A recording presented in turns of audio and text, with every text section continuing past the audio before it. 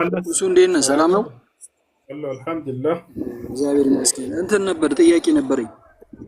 እሺ ሱረቱል ጀሚል 72 ላይ 1 እና 3 የጋኔሎች ምዕራፍ ይላል እዛ ላይ። እሺ እና እሱን ያው የጋኔሎች ምዕራፍ ራሱን የቻለ እንትንም ነብዩ መሐመድም ከተናገረ በኋላ አላህ ምን ይላል? 1 እና 3 ላይ ነው የምነግርህ። እንግዲህ 1 ላይ ድምጻቸውን ሰሙ ይላል። እየሰማኝ ነው? ይሰማላ? አይ ስለራቁ እና እዛ ላይ ድምጻቸውን ሰሙ። ሁለተኛ ላይ ደግሞ አላህ አይወልድም አይወለድም ይላል። ሶስተኛ እና ምን ይላል እዛ ጋር? ፈጠርኳቸው ነው የሚለው። አላህ ፈጠርኳቸው ነው ፈጠርናቸው ነው እንጂ የሚለው ፈጠርናቸው ነው እንጂ የሚለው ፈጠርኳቸው አይልም። ራሱን ችሎ አላህ ፈጠርኳቸው አይልም፣ ፈጠርናቸው ነው የሚለው። ካለ አውጣና አንብብልኝ እዛ ጋር እንትን ስላሌለ ነው፣ ያ ቁርአን ምናምን ስላሌለ ነው። ያው ምን እናድርገው? ጥያቄ ተራ ምንድን ነው? ጥያቄ የመጀመሪያው የጋኔሎች ምዕራፍ ይላል እዛ ላይ። የጋኔሎች ወንድሞች የሚል አለ።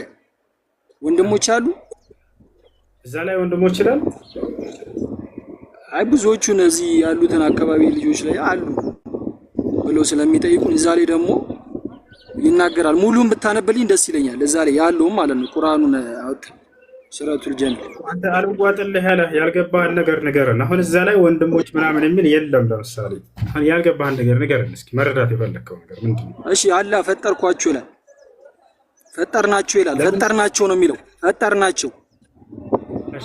ስለዚህ አሁን ፈጠርናቸው ሲል ብዙ እንትኖች እንዳሉ እኮ በስተጀርባ ብዙ ሰዎች እንዳሉ እዚህ ጋር ያመለክታል። ወይ አምላክ አንድ ብቻውን ነበር ወይ አላ?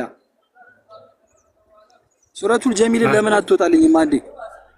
ሱረቱል ጀሚል ሱረቱል ጀሚል የሚባል አንዴ ሱረቱል ጀሚል የሚባል ሱረቱል ጀሚል 72 ሱረቱል ጀሚል አይደለም የሚለው፣ ላስተካክለሽ። ሱረቱል ጀን ነው የሚለው። እሺ እሺ፣ ከተሳሳኩ ይቅርታ አባቴ። አብሽር አብሽር፣ በቃ ችግር የለም ያጋልሽ። እሺ እዛ ላይ ያልገባህን ቆይ ላውጣልህና ምዕራፉን እያነበብክ ይሄ አልገባኝም ብለህ እያንዳንዱን አስቁመኝ፣ ችግር የለም። እሺ ሰላም አለይኩም ወራህመቱላሂ ወበረካቱ። ወአለይኩም ሰላም። ጃስሚን መችሻለ ማውጣት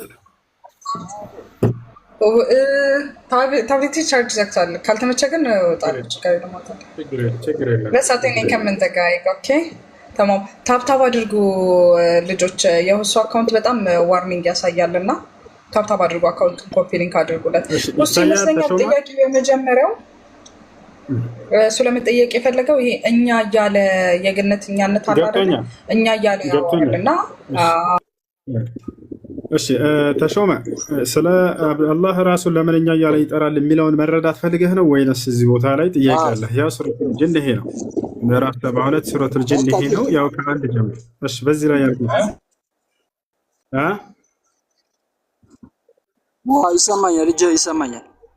አሁን አንብበሽ ሶስተኛው ላይ እሺ፣ ሶስተኛው ያውና እነሆም የጌታችን ክብር ላቀ ሚስትንም ልጅንም አልያዘም ይላል። ሶስተኛው ይሄ እሺ፣ እነሆ የጌታችን ክብር ላቀ ሚስትንም ልጅንም አልያዘንም። እነሆ የጌታችን ክብር ዋል። እሺ እሱን ተከለ ያው የስተት የማንበብ ስተት ይሆናል። ግን የጂኒ ወነ እዛ ላይ አንደኛው ላይ ምዕራፍ 1 ላይ ከላይ ጀምሮ የጋኔል ምዕራፍ ይላል። እሱ ምንድነው? ምንን ለማስመልከት ነው? አሁን ሚዩት አድርግ አስረዳሽ። የጅኖች ምዕራፍ ወይንም ደግሞ የጋኔል ምዕራፍ ይላል። አሁን እዚህ ቦታ ላይ አምላክ አላህ ሱብሓነሁ ወተዓላ ፈጣሪ እንደመሆኑ መጠን ፈጣሪ ደግሞ የሚታዩና የማይታዩ ነገራቶችን እንደፈጠረ ሁላችንም እናውቃለን። ከሚታዩ ነገራቶች ለምሳሌ እኔ፣ ሰዎች፣ ሰማይ፣ ምድር፣ ፀሐይ፣ ጨረቃ። ከማይታዩ ነገራቶች ደግሞ ለምሳሌ ነገር ግን እንደተፈጠሩ የምናምናቸው መላእክቶች፣ ጂኖች ወይንም ጋኔኖች ወይንም ነፋስ። ገብታችኋል አይደል? አናየውም ግን ንፋስ እንዳለ እናምናለን። ገብታችኋል? እንዳጠቃላይ ከማይታዩ ነገራቶች መካከል ጅኖች ናቸው። ታዲያ እኔ በጣም የሚደንቀኝ የሚታዩ ነገራቶችን መፍጠሩ ሳይሆን ያንን መግለጹ ሳይሆን ከምናያቸው ይልቅ የማናያቸውን ነገር የፈጠራቸውን የገለጸበት ምዕራፍ ነው። በጣም ከአስደናቂ ከሆኑ ምዕራፎች ነው እያልኳቸው ነው። ገብቷችኋል አይደለ? ይሄ ሱረቱል ጂን አምላክ አላህ ሱብሓነሁ ወተዓላ የፈጠረውን ፍጡር ከምን እንደፈጠረው ይገልጻል። በጣም የሚገርመው በምን ባህሪ እንደፈጠረው ይገልጻል ጅንን። ልክ እንዲሁ ደግሞ ለምን ዓላማ እንደፈጠረው ይገልጻል። ልክ እንዲሁ ከሞት በኋላ ወዴት እንደሚሄዱም ሁሉ ይገልጻል። ይሄ ነው አላህ ሱብሓነሁ ወተዓላ ሶስት አካሎችን ፈጥሯል። ሰዎችን፣ ጅኖችንና መላእክቶችን። የፈጠረባቸው አፈጣጠር ይለያያል፣ ባህሪያቶቻቸው ይለያያሉ። መላእክትን ከብርሃን ፈጠረው። እጥር አድርጌ ላስረዳችሁ። መላእክት ከምንድን ነው የተፈጠረው? ከብርሃን። ጅን ከምንድን ነው የተፈጠረው? ወይንም ጋኔን ከምንድን ነው የተፈጠረው? ከእሳት። ሰው ከምንድን ነው የተፈጠረው? ከአፈር፣ አዳም ማለት ነው። ስለዚህ የተፈጠርንባቸው ነገራቶች ይለያያሉ። በማስረጃ እንዲሆን ማስረጃ ከቁርአንም ከሐዲስም እያንዳንዱን ለምናገረው እያነሳው ላስረዳችሁ። አላህ ስብሐነሁ ወተዓላ ጋኔንን ከምን ፈጠረው የሚለውን በቁርአን ላይ ሲገልጽልን ወልጃነ ኸለቅናሁ ሚን ቀብሉ ሚን ናሪ ሰሙም ይላል። ጋኔንንም ፈጠርኩት ከእሳት። ከምን? ከእሳት። ነቢያችን ሰለላሁ ዐለይሂ ወሰለም ሲናገሩ ምን አሉ? ኸለቀ ላሁ ልመላኢከተ ሚን ኑር ወኸለቀ ልጃን ቲክቶክ ላስገባ። እሺ እንደዚህ ይህን ሰው ታውቁታላችሁ። ሰላም አለይኩም በላቸው። ወረሕመቱላሂ ወበረካቱ። እወዳቸዋለሁ ሁላችሁንም። ቻው በቃ በላቸው። አይ በኋላ እናወራለን። እሺ እሺ ይወደኛል እና አላህ ስብሐነሁ ወተዓላ ነቢያችን ሰለላሁ ዐለይሂ ወሰለም ሐዲስ ላይ ሲናገሩ ምን አሉ? ኸለቀ ላሁ ልመላኢከተ ሚን ኑር ወኸለቀ ልጃነ ሚን ማሪጅ ሚን ናር ወኸለቀ አደም ሚማ ወሲፈ ለኩም አይ ሚነ ቱራብ። አላህ መላእክቶችን ከብርሃን ፈጠራቸው አሉ። ጅኖችን ደግሞ ከእሳት ፈጠራቸው። ሰውን ደግሞ አዳምን ከአፈር ፈጠረው አሉ። ስለዚህ የተፈጠርንበት ነገር የተለያዩ ናቸው ማለት ነው። ባህሪያቶቻችን ወደሚለው እንምጣ። መላእክት ጻድቅ ነው፣ ኃጢአትን የማያደርግ ነው በእስልምና አስተምህሮ። ሁለት ሰውና ጅን ደግሞ ነፃ ምርጫ ፈቃድ ተሰጥቷቸው የተፈጠሩ ናቸው። ነፃ ምርጫ ፈቃድ የተሰጣቸው ደግሞ ምንድናቸው? ትእዛዝ ይሰጣቸዋል ማለት ነው። ያ ማለት የአምላክን ትእዛዝ አድርጉ፣ የከለከለውን ነገር ራቁ የሚል መልእክት ይመጣላቸዋል። ከዚያስ ያን የተሰጣቸውን ነፃ ምርጫ ፈቃድ ተጠቅሞ ከእነርሱ ጥሩን የሚመርጥ አለ፣ መጥፎንም የሚመርጥ አለ ማለት ነው። አያችሁ አይደለ? ስለዚህ ከጅኖች ከሰዎችም የአምላክን ትእዛዝ የሚጠብቅም አለ፣ የማይጠብቅም አለ። ይሄ ባህሪያቸውን አላህ የገለጸበት ምዕራፍ ነው ይሄ ተሾመ። ይሄ ሙሉ ምዕራፉ ማለት ነው። ምዕራፍ 72 ላይ ጋኔን ምዕራፍ ሲል ጊዜ ከምን እንደፈጠራቸው፣ በምን ባህሪ ላይ እንደተፈጠሩ፣ ለምን ዓላማ እንደተፈጠሩ ይገልጻል። ገብታችኋል አይደል? እነዚህን ነገራቶች ግን መጽሐፍ ቅዱስ ላይ አታገኙም። ጋኔን የሚል ጽሑፍ ብቻ ታገኛላችሁ። ጋኔን ከምን ከተፈጠረ የሚል ከኦሪት ዘፍጥረት እስከ ራዕይ ድረስ አታገኝም። ከምን እንደተፈጠሩ ሊገልጽ ያልቻለ መጽሐፍ ስለ ባህሪያቸው የመናገር ሞራል የለውም በፍጹም። ገብታችኋል አይደል? ከምን እንደተፈጠሩ የገለጸው መጽሐፍ ኢስላም፣ ቁርአን እና ሐዲስ ስለ ባህሪያቸው የመግለጽ ሞራል ያለው እርሱ ነው። ገብታችኋል አይደል? ጋኔን ከምንድን ነው የተፈጠረው መጽሐፍ ቅዱስ ላይ ብለህ ጠይቃቸው፣ አንድ ማስረጃ የሚሰጥ የለም። ገብታችኋል አይደል? ነገር ግን ከምን እንደተፈጠሩ ይገልጻል አላህ። ለምን ዓላማ ተፈጠሩ ጋኔን የሚለውንም ልክ እንዲሁ አምላክ አላህ ይገልጻል። ማስረጃ ቃለ ስብሐነሁ ወተዓላ ወማ ኸለቅቱል ጂነ ወልኢንሰ ኢላ ሊያዕቡዱን አለ በሱረቱ ዛሪያት ላይ ሲናገር ሰውንም ጋኔንንም እኔን እንዲገዙኝ እንጂ ለሌላ ዓላማ አልፈጠርኳቸውም ይላል። ስለዚህ የተፈጠሩት ለምንድን ነው? አንዱን አምላክ በብቸኝነት እንዲገዙ ነው። ገብታችኋል? ይህ ነው። ታዲያ ከእነርሱ የነቢያትን ትምህርት እየሰሙ እንዲተገብሩ ግዴታ ተጥሎባቸዋል። የሚሰሙም ነበሩ። ከነቢዩ ሰለላሁ ዐለይሂ ወሰለም በፊት ሙሴን ያውቁታል ጋኔኖች፣ ጅኖች። ገብታችኋል አይደል? ስለዚህ ሙሴን በደንብ ያውቁት ነበር። አማኝ የሆኗሉ፣ ከሃዲም የሆኗሉ። የሙሴን ትምህርት ሰምተው የነቢዩ ሰለላሁ ዐለይሂ ወሰለም ትምህርት ሰምተው ልክ እንዲሁ ያመኑም አሉ፣ የካዱም አሉ። በየዘመናቱ ለሰዎች የሚላኩ ነቢያቶችን እየሰሙ ትእዛዛቸውን እንዲቀበሉ ልክ እንደኛ ኃላፊነትና ተጥሎባቸዋል፣ ግዴታ ተጥሎባቸዋል። ከእነርሱ ታዛዥም አለ፣ አማጽም አለ። እዚህ ላይ ምን ይላሉ? ወአና ሚና ሳሊሑን ወሚና ዱነ ዛሊክ፣ ከእነርሱ መልካሞችም አሉ፣ መልካም ያልሆኑም አሉ ማለት ነው። አሁን ላሳየህ ይሄንን ባህሪያቸውን ራሳቸውን ሲናገሩ። ኮሜንት ላይ ተውኝ የምትለዋል ልጅ አስገባት። ያው እና እዚህ ጋር ጋኔኖች ወአና ሚና ሳሊሑነ ወሚና ዱነ ዛሊክ ቁጥር 11 ላይ እኛም አሉ ጅኖች ከእኛ ውስጥ ደጎች አሉ። ያው ደግ ማለት የአምላክን ትእዛዝ የሚጠብቃለን። ከዚያስ ከእኛም ከዚህ ሌላ የሆኑ አሉ፣ ደግ ያልሆኑ አማጽያን ማለት ነው። የተለያዩ መንገዶች ባለቤቶች ነበርን አሉ። የሁለት የተለያዩ የዓለም ሰዎች ናቸው። ስለዚህ ከጋኔኖች የአምላኩን ትእዛዝ ያልጠበቀ ያመፀ ሰይጣን የሚለው ባህሪ በእርሱ ላይ ይውላል። የዛኔ ያ ጠላታችን ነው። ገብቶሃል አይደል? ሰይጣን ምናችን ነው? ጠላታችን ነው። ማስረጃ ቃል በቃል በቁርአን ላይ ላሳየ ሰይጣን ጠላታችን እንደሆነ። የአምላኩን ትእዛዝ ያልጠበቀስ እርሱ ነው ወንድማችን የተባለው ማለት ነው። ገብቶሃል አይደል? ሰይጣን ግን ጠላታችን እንደተባለ በቁርአን ላይ ማስረጃ ላሳየ። አሁን ሰይጣን ምናችሁ ነው ከተባለ ጠላታችን ነው እርሱ። ያውና ይታያል ቁጥር 6 ላይ ሰይጣን ለእናንተ ምን ይላል? ጠላት ነው። እኛ ሰይጣን ወንድማችን አይደለም ጠላታችን ነው። ያው ገብቶሃል አይደል? ሰይጣን ወንድማችሁ ነው እያሉ ኮሜንት ላይ ገግም ይላሉ። ማስረጃ ራሱ እያሳየናቸው ማለት ነው። ምክንያቱም የጫናቸውን ነው የሚያምኑት ስለ እስልምና ከምንነግራቸው በላይ ማለት ነው፣ ከምናሳያቸው በላይ። ያው ማስረጃ እያያችሁ ሰይጣን ጠላታችሁ ነው፣ እኛ ሰይጣን ጠላታችሁ ነው። ታዲያ ምን አድርገን እንያዘው? ጠላት አድርገን ነው የምንይዘው። ያው ስለዚህ ጠላት አድርጋችሁ ያዙት ይለናል አምላክ አላህ ሱብሓነሁ ወተዓላ። አይቻርላ በሌላ ቦታ ላይ በሱራ ዩሱፍ ላይ አላህ ምን ይላል? ኢነ ሸይጣነ ሊልኢንሳኒ ዐዱውን ሙቢን ይላል። ሰይጣን ለሰዎች ግልጽ ጠላታቸው ነው እያለ ይናገራል። ስለዚህ ከአጋንንት ያመፀው አካል እርሱ ለእኛ ጠላታችን ነው፣ ከሃዲ ነው። ሰይጣን የሚለው ባህሪ በእርሱ ላይ የሚሆን ነው። ነገር ግን ከእነርሱ የአምላኩን ትእዛዝ ያላመፀ እርሱ ነው ወንድማችን የተባለው። ከምን በአፈጣጠር ነው ወንድማችን አይደለም፣ የአምላክን ትእዛዝ በመጠበቅ ልክ መላእክቶች ምናችን ናቸው ቢባሉ ወንድሞቻችን ናቸው። በአፈጣጠር ነው ላ አይደለም። እነርሱ ከብርሃን ነው፣ እኛ ከእሳት ነው። ነገር ግን የአምላክን ትእዛዝ በመጠበቅ ወንድማማችነት አለው። ይሄ ነው እየተባለ ያለው ማለት ነው። ኢየሱስ ክርስቶስ የእምነት ወንድማማችነት እንዳለ ሲናገር ምን አለ? ሰዎች መጥተው ጠየቁት። ውጭ ላይ እናትህና ወንድሞችህ እየጠበቁህ ነው አሉት። አብዷል ብለው መጥተው ይላል መጽሐፉ ነው የሚለው። ከፈለጋቸው አሳያቸዋለሁ። አብዷል ብለው ሊይዙት መጡ ይላል ኢየሱስ ክርስቶስ። ማናቸው የመጡት ብለን ስናይ እናቱ ማርያምና ወንድሞቹ። ከዚያም ክርስቶስ እያስተማረ ነበር ቤት ውስጥ። ጠባቂውን ጠሩትና እናትህና ወንድሞችህ እየጠበቁህ ነው ውጭ ላይ በልልን አሉት። ሄድና ጠባቂው እናትህና ወንድሞችህ እየጠበቁህ ነው አሉት። ኢየሱስ ወጣና ምን አላቸው? ማናት እናቴ? ማን ነው ወንድሜ? በሰማያት ያለውን የአባቴን ትእዛዝ የሚያደርግ እርሱ ወንድሜ ነው፣ እናቴም ነው፣ እህቴም ነው አለ። ተመልከቱ። ከምን አንጻር ነው ታዲያ? ይሄ በስጋ ምናምን ነው አይደለም። የእምነት ወንድማማችነት የሚባል ነገር አለ። የአምላክን ትእዛዝ የጠበቀ ወንድማችን ነው። ስለዚህ ከጅኖች የአምላክን ትእዛዝ የጠበቀ እንጂ ያልጠበቀው ሰይጣን የሚለው ባህሪ የዋለበት እርሱ ጠላታችን ነው እንጂ ወንድማችን አይደለም። ይሄን ይመስላል። ጋኔን ማለት ወይም ጅን ብሎ ማለት ጅን ድብቅ ማለት ነው፣ ስውር ማለት እንጂ የሰይጣን መጠሪያ አይደለም።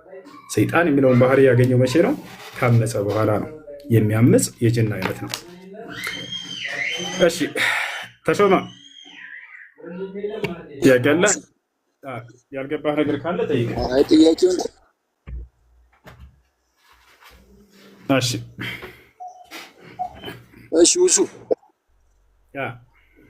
ኢየሱስ ክርስቶስ ያው የኛ አምላክ ነው፣ እናንተ ደግሞ መልእክተኛ ነው። እሺ የተላከ መልእክተኛ ነው። ስለዚህ ከነብዩ መሐመድና ከኢየሱስ ክርስቶስ ቀድሞ የመጣው መልእክተኛ ማን ነው? ኢየሱስ ነው ቀድሞ የመጣው። ጥርጥር የለውም በሱ። ኢየሱስ ክርስቶስ የ600 ዓመት ልዩነት አላቸው አይደል? ከዚህ በኋላ ታዲያ ኢየሱስ ክርስቶስ 600 ዓመት ያክል ሲያስተምር ወይም ከመጣ በኋላ እዚች ምድር ላይ ከወረደ በኋላ 12ቱን ሐዋርያቶች ደቀ መዛሙርቶችን መርጧል። በኦርቶዶክስ አስተምሮ ነው የምነግርህ። በእኛ አስተምሮ ክርስቲያኖች አስተምሮ 12ቱን ደቀ መዛሙርቶች ያመርጧል። 12ቱን ደቀ መዛሙርቶች ሲመርጣቸው ደግሞ እነሱ የኢየሱስ ክርስቶስ አምላክ እንደሆነ ምስክሮቹ ናቸው አይደሉም? ናቸው። አምላክነቱን የተቀበሉና የመሰከሩት እነሱ ናቸው አይደሉም? ስለዚህ ነብዩ መሐመድ የእስልምና ነብዩ መሐመድ ከ600 ዓመት በኋላ ከመጣ በኋላ ኢየሱስ ክርስቶስ መልእክተኛ ነው፣ አላህ አምላክ ነው፣ ኢየሱስ ክርስቶስ መልእክተኛ ነው ብሎ ከቁርአን የወረደ ነው ካለ አይደል? ቁርአን የወረደ ነው ከአላህ የተሰጣችሁ ነው እንደኛ አይደል? ስለዚህ አንተ ማመን ያለብህ እነዛ በቦታው የነበሩት ሰዎች ናቸው ወይ ከዛ በኋላ የነበሩትን የመጣውን ነብይ ነው። ከሱ ጋር አብሮት የበሉ አብሮት የነበሩ 12ቱ ሐዋርያቶች ነበሩ። የ600 ዓመት ታሪክ ነው የምነግርህ። እንግዲህ ያ የነበሩ አብሮት ሲበሉ ሲጠጡ ስጋውን ደሙን ቆርሶ ሲሰጣቸው የነበሩ ናቸው። ስለዚህ እነሱን ማመን ይቀላል ወይስ የ600 ዓመት ከዚህ በኋላ ወደ ኋላ ተመልሰን ያልነበረ በዛ ጊዜ ያልነበረውን ያው የነኩ አይደለም ሃይማኖት ለመንካት አይደለም ያለውን ጥያቄ ነው የምጠይቅሽ አባቴ። ስለዚህ እንዴት የኛውን ነገር እስቲ ጥያቄ ካለሽ ጥያቄ ያ ከገባ ያው መልስልኝ። እሺ ችግር የለም። አንተ ባልከው ልስማማና ሐዋርያቶች ባሉት የዓይን እማኞች ባሉት ተቀበል ነው። አንተ በዚያ የምትቀበል ከሆነ ዛሬ ትሰልማለህ። ትስማማለህ? ሐዋርያቶች በተናገሩት ስለ ኢየሱስ ባወጣልህ መጽሐፍ ላይ ያው በጣም ጥሩ። ኢየሱስ ክርስቶስ አምላክ እንዳለው አስተምረዋል ሐዋርያቶች። አንተም እንደ ሐዋርያቶች ለኢየሱስ ክርስቶስ አምላክ አለው ብለህ ታምናለህ? ከዛሬ ጀምረህ አምላኩ ሳይሆን አባቱ ነው። በአካል ሶስት ናቸው። አብ ወልድ መንፈስ ቅዱስ ተሾመ አምላክ እንዳለው አስተምረዋል። አምላክ እንዳለው ሳይሆን በስጋ ነው የወረደው፣ ከሰማይ በስጋ ነው የወረደው። ሁለት አይነት ሰዋዊና አምላካዊ ባህሪ ነው ያለው ኢየሱስ ክርስቶስ። ተሾመ አዳምጥ። ተሾመ ሐዋርያቶች በተናገሩት ተቀበል አልከኝ። በጣም ጥሩ ሰየው፣ ደስ ይለኛል። መጽሐፍ በራስህ በገዛ መጽሐፍህ ዛሬ ሙስሊም ልትሆን ነው። ተሾመ ምን መሰለህ ሐዋርያቶች ያስተማሩት ኢየሱስ ክርስቶስ ማስረድ። አዎ ተሾመ ኢየሱስ ክርስቶስ አምላክ እንዳለው አስተምረዋል ሐዋርያቶች። ትቀበላለህ ወይ? ኤፌሶን ምዕራፍ 1 ቁጥር 3 ኤፌሶን ምዕራፍ 1 ቁጥር 17 ላይ የኢየሱስ ክርስቶስ አምላክ ይባረክ ይላሉ። ኢየሱስ ክርስቶስ አምላክ አለው ብለው አስተምረዋል ሐዋርያቶች። ስለዚህ ትቀበላለህ አንተ?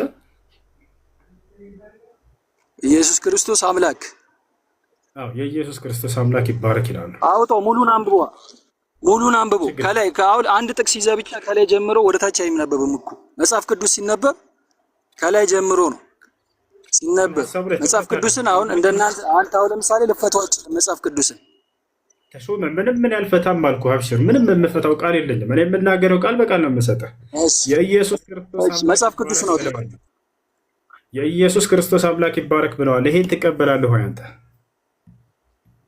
አው እቀበላለሁ፣ ግን አሳየኝ መጽሐፍ ቅዱስ ላይ የኢየሱስ አምላክ ይቀበል የሚለውን ከላይ ጀምሮ ወደ ታች አሳየኝ። ችግር የለውም አብሽር እናያለን።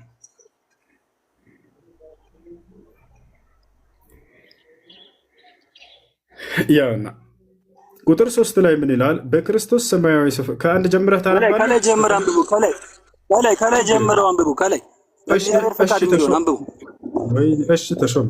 ያው ምን ይላል? በእግዚአብሔር ፍቃድ የኢየሱስ ክርስቶስ ሐዋርያ የሆነ ጳውሎስ በኤፌሶን ላሉት ቅዱሳን በክርስቶስ ኢየሱስም ላሉት ምዕመናን ከእግዚአብሔር ከአባታችን ከጌታም ከኢየሱስ ክርስቶስ ጸጋና ሰላም ለእናንተ ይሁን። በክርስቶስ በሰማያዊ ስፍራ እዚህ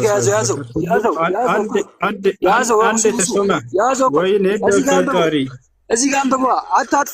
አታጥፎ ቆይ፣ እዚህ ጋር ከላይ ሁለተኛው ላይ አንብቡ። እሺ ከላይ አንብቡ። ሁለተኛው ላይ ይኸው እየተናገርኩ እኮ ነው። ትረጋጋለህ? አትረጋጋም?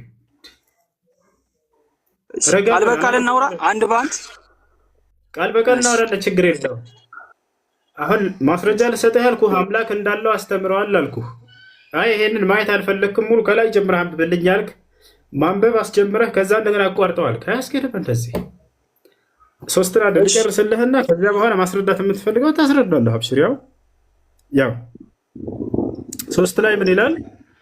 በክርስቶስ በሰማያዊ ስፍራ በመንፈሳዊ በረከት ሁሉ የባረከን የጌታችን የኢየሱስ ክርስቶስ አምላክና አባት ይባረክ ይላል። ኢየሱስ አምላክ እንዳለው አስተምረዋል ሐዋርያቶች። ይህን ትቀበላለህ ወይ ነው? አይ አሁን እኮ እሱ ቀደም ይኸውልህ ሁለተኛው ላይ አድርገው እያልኩ ከሁለተኛው ወጥተህ ወደ ሶስተኛው ወረድኩ። ሁለተኛው ቃል ፍቻ አለው። አሁን ዘለቋት ከላይ ጀምር። ከሁለተኛው ጌታ እያለ እኮ ነው። ኢየሱስ ክርስቶስን ጌታ እያለ እኮ ነው። በፈጣሪ ስም ረጋ በል። ይኸውልህ ጌታ ወደሚለው ሀሳብ እንመጣለን በቀጣይ። ግን አምላክ እንዳለው አስተምረዋል ሐዋርያቶች። ይሄን ቃል ትቀበላለህ ወይ ነው? ውሱ አልቀበልም አምላክ እንዳለ አልቀበልም። የተናገረበት አሁን እኮ እኔ ላንብበው እኔ ልቀበል። አይ እሺ ነው ወደዚህ አልኩ አይታይም። ወደዚህ ይኸውልህ እየሰማኝ እግዚአብሔር ፍቃድ በኢየሱስ ክርስቶስ ሐዋርያት የሆነው ጳውሎስ በኤፌሶን ላሉት ቅዱሳን በክርስቶስ ኢየሱስ ላሉት ምዕመናን ይላል። ከዛ በኋላ ሁለተኛው ላይ ከእግዚአብሔር ከአባታችን ከጌታም ከኢየሱስ ክርስቶስ አዩ እዚህ ጋር ከእግዚአብሔር ከአባታችን ከጌታም ከኢየሱስ ክርስቶስ አብ ማን ነው? እሺ አንተ ልጠይቅህ አብ ማን ነው? እባክህን አብራራና አምላክ አለ የሚለውን ጥቅስ ጋር ስማኝ አብ አባት ነው። እየሰማኝ ነው? እየሰማኝ አይደለም? ይኸውልህ እዚህ ጋር ከእግዚአብሔር ከአባታችን ይላል እኮ እዚህ ጋር ከእግዚአብሔር ከአባታችን ሲል አብ አባት ነው፣ ወልድ ልጅ ነው። እየሰማኝ ሶስቱን አሁን ምስጢረ ሥላሴን አታውቅም። ለዛ እኮ ነው ምስጢረ ሥላሴ ስለማታውቅ ይሄን ትቀበላለህ ወይ ነው? አምላክ እንዳለው ይናገራል። ይሄን ትቀበላለህ ወይ? ሰማኛ በክርስቶስ ይኸው ያነበብኩልህ እኮ ነው። ከጌታ ከኢየሱስ ክርስቶስ ጸጋ ሰላም ለእናንተ ይሁን አለ። እዚህ ጋር ከእግዚአብሔር ከአባታችን ከጌታ ከኢየሱስ ክርስቶስ ጸጋ ሰላም ለእናንተ ይሁንልና በክርስቶስ በሰማያዊ ስፍራ እያዩ ነው። በክርስቶስ በሰማያዊ ስፍራ በመንፈሳዊ በረከት ሁሉ የባረከን ጌታ ጌታችን ኢየሱስ ክርስቶስ አምላክ አባት ይባረክ። አባቱ ማን ነው? አሁን ያልኩህ ነው። አሁን እኮ ሶስቱ ምስጢረ ሥላሴዎችን አታውቅም እኮ ለዚህ ነው አባት ነው። አባት ቃል እኮ ነው። መጀመሪያ አንድ ይኸው ታውቃለህ አታውቅም የሚለውን እንትህን ኪስ አድርገውና መጽሐፉ ላይ የኢየሱስ ክርስቶስ አምላክ ይባረክ የሚለውን ቃል ትቀበላለህ ወይስ አትቀበልም? ቃል እኮ ነው እያወራ ያለው። እዚህ ጋር እኮ ዮሐንስ ራዕይ ምዕራፍ 1 ነው አውጣው። እሺ አሁን ይኸውልህ ከጥቅስ ወደ ጥቅስ እዚህ ቦታ ላይ የኢየሱስ ክርስቶስ አምላክ ይባረክ ይላል። ይሄ ቃል ትቀበላለህ? የኢየሱስ ክርስቶስ አምላክ ይባረክ ይላል። የኢየሱስ ክርስቶስ አምላክ እና አብን እኮ ነው። አብ ማን ነው? አባቱ ነው። ስለዚህ አብ ምስጢረ ሥላሴን አታውቅም። አታዳምጥም? ምስጢረ ሥላሴን አታውቅም አልኩ። አንድ ረጋ በል አታውቅም ቢለውን 50 ጊዜ ደጋገምከው። ተወሱንና መጽሐፉ ላይ የኢየሱስ ክርስቶስ አምላክ ይባረክ ይላል። ማን ነው የኢየሱስ ክርስቶስ አምላክ የተባለው እዚህ ጋር? አብ። በጣም ጥሩ። ስለዚህ ኢየሱስ ክርስቶስ አምላክ አለው ማለት ነው አይደለ? አይደለም። በአካል በስጋ ሶስት ናቸው አልኩ። ማን ኢየሱስ ክርስቶስ አምላክ የተባለው ስለው አብ ነው አለ። ስለዚህ ኢየሱስ ክርስቶስ አምላክ አለው ወይ? ቃል እኮ ነው እያወራ ያለው። ቃል ነው ቃል። ዮሐንስ ወንጌል ምዕራፍ 1 ነው አውጣ አልኩ እኮ። ምንድነው ቃል?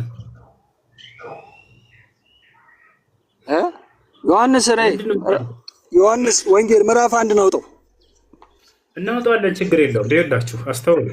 የኢየሱስ ክርስቶስ አምላክ ሳወራ አዳምጥ እንጂ ተሾመ፣ ትልቅ ሰው እኮ ነው። የኢየሱስ ክርስቶስ አምላክ ይባረክ ይላል። ማን ነው የኢየሱስ ክርስቶስ አምላክ ስልህ ጊዜ እውነቱን አግኝተዋል። አብ ነው ብለህ መለስክ። ስለዚህ ይህ ማለት ክርስቶስ አምላክ አለው። ማን ይባላል? አብ ነው። ገብቶሃል አይደል? ስለዚህ አምላክ እንዳለው ትቀበላለህ ወይ? ሐዋርያቶች ያስተማሩትን ክርስቶስ አምላክ እንዳለው አስተምረዋል። እዚህ ቦታ ላይ ብቻ ሳይሆን ክርስቶስ ራሱ አምላክ እንዳለው ሲያስተምር ዮሐንስ ወንጌል ምዕራፍ 20 ቁጥር 17 ላይ ወደ አምላካችሁ አድርጋለሁ እያለ ኢየሱስ ክርስቶስ ተናገረ። ስለዚህ አምላክ እንዳለው ክርስቶስን ማስተምረዋል፣ ሐዋርያቶችን ማስተምረዋል። ይህን ቃል ትቀበላላችሁ ወይ ነው? አሁን ሰማይ ልናገር። አዎ ትቀበላላችሁ ኢየሱስ አምላክ እንዳለ የተናገረበትን እሱ መጀመሪያ እኮ ሰማይ በደንብ ሰማኛል። እሺ ለአንተ መጽሐፍ ቅዱስ ይከብዳል የምልከው ለዚህ ነው። አሁን እንደ ቁርአን ቀላል አይደለም መጽሐፍ ቅዱስ። ወደ ማስረዳት ጥቅሱ ላይ መሰረት አድርጋችሁ አስረዱ። አንተ ቁርአኑ ምናምን መልስ አይሆንም። እርሱ ክርስቶስን አምላክ ያደርገው ይልቁንስ መጽሐፍ ያዘነቱን አረጋግጥ። አባቱ ነው እኮ አልኩ። የኢየሱስ ክርስቶስ የወልድ አባቱ ነው አልኩ። አጎቱ ነው አባቱ ነው አክስቱ ነው አይደለም ጥያቄ። አምላኩ ነው ወይ? አምላኩ